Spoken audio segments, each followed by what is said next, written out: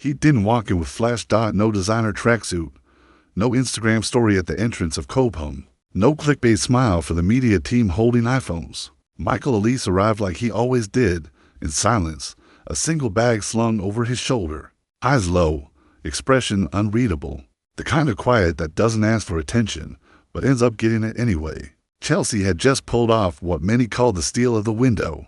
They hijacked Bayern's interest, beat Manchester United to the signature. But inside the club, not everyone was sure why Olise was gifted. Yes, but he wasn't fast. He wasn't physical. He wasn't a Chelsea signing in the modern sense, not box office, not hyper-athletic, just different. Even some staff members whispered, greater than can he really survive in Maresca's system. The analytics team logged his numbers. Good progressive passes, high chance creation, below pressing intensity, below average defensive contribution, translation, not a system player, greater than nice flair. But can he run for 90 minutes? In the locker room, his first few days were quiet. He wasn't cold, just distant, a slow burner, the kind of player who didn't bond through banner, but through ball touches, no loud music, no selfie flexes with Nkunku. He trained. He recovered.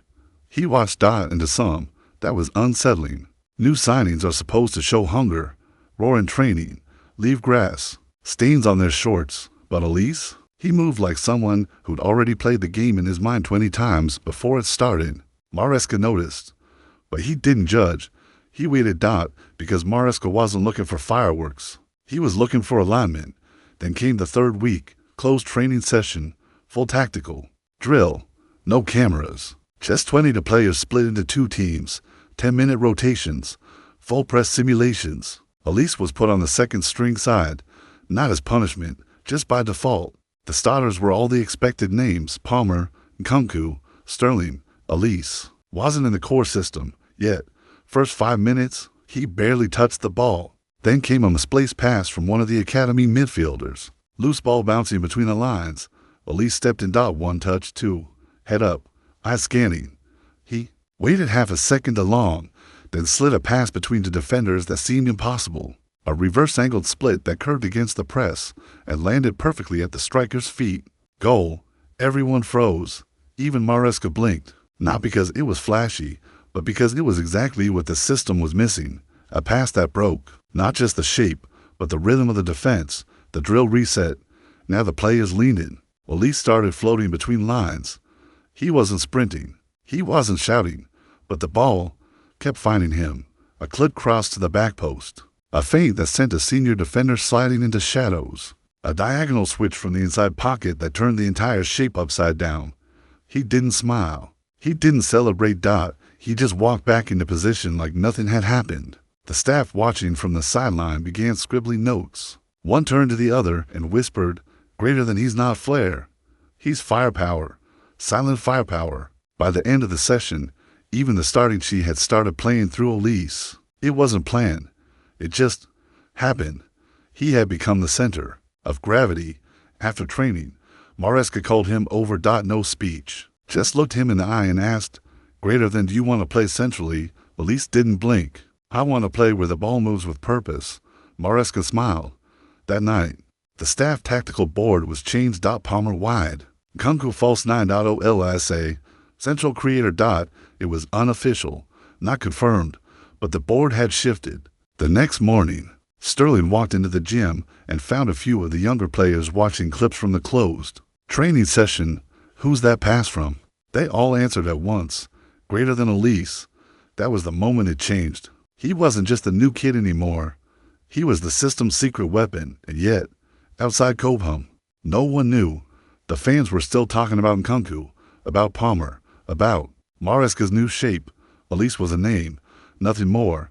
But inside the walls of Chelsea's brain trust, a whisper had started, and it would grow louder. Because what Olise had just done wasn't just brilliant. It was inevitable. Matchday.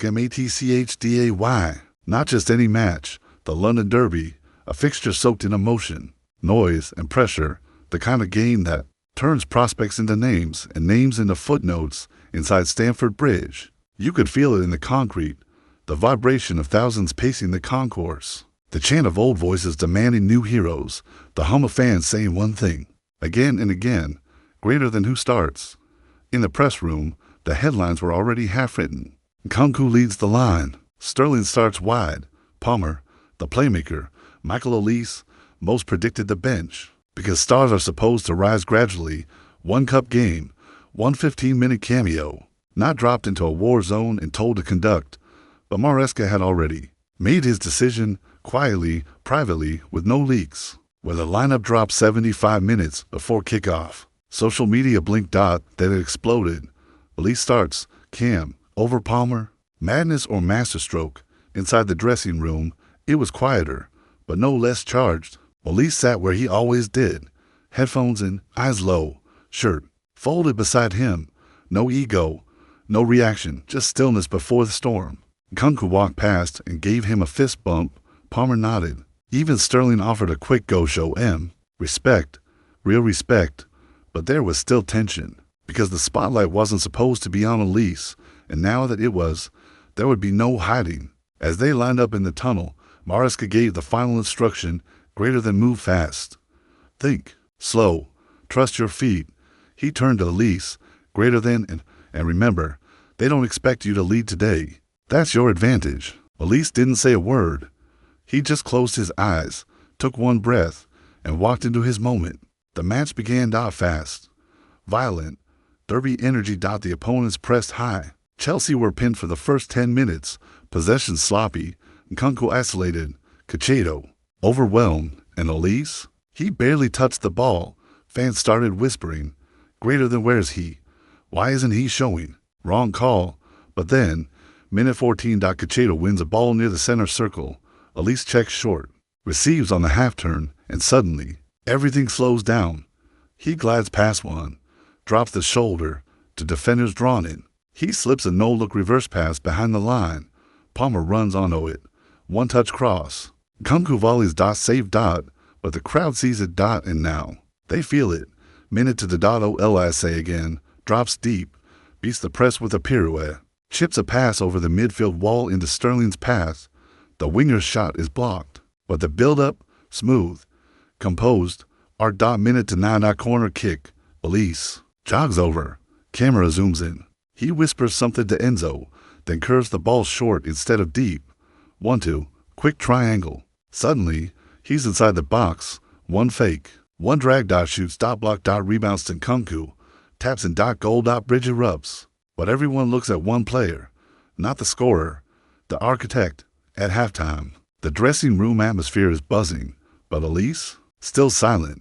He sits, sips water, nods at feedback from Maresca. He doesn't celebrate with noise. He celebrates with focus, because he knows he's not done yet. Second half, opponents react. They press Olise harder, double up, try to bully him out of space. But here's the thing no analyst predicted. Olise doesn't run from pressure. He pulls it toward him, and then disappears into space it leaves behind. Minute 56. Maresca gives him a signal, shift into right half space, invert. Olise slides wide, lures a marker, then explodes into the central lane as Caicedo overlaps. The ball comes back. He's 25 yards out. No pass. No hesitation. Just one perfect left-footed strike, curling, floating, cutting air like a blade. Top corner. Goal. Bridge goes berserk. And now, he finally reacts. Olise jogs to the touchline, doesn't scream, doesn't point to the sky, just lifts a single finger to his lips, not to silence the crowd, to silence the doubt. After the match, pundits scramble to rewrite their takes. Olise masterclass, system player, no, system driver. Chelsea's silent star speaks. Inside the dressing room, players begin clapping before Maresca even walks in. Palmer reaches across and high-fives him. Even Maresca, usually calm, walks over and places a hand on Olise's shoulder, greater than from now on. We build around you. Olise doesn't beam. He just nods once. He's not surprised. He's ready. The next morning, headlines light up across Europe. Greater than Chelsea's ghost becomes the general. Olise silences critics with genius display. He's not flashy. He's necessary. And back at Cobham, in the meeting room, the tactical board has a new name at the heart of the system diagram. Michael Olise, central engine. And beside it, a note in Maresca's handwriting, greater than make room for the quiet ones. They're the ones who change everything. Greater than he didn't arrive with noise. He didn't fight for attention. But when the game needed the conductor, Michael Olise didn't just play. He orchestrated, and now Chelsea's future sings to his rhythm.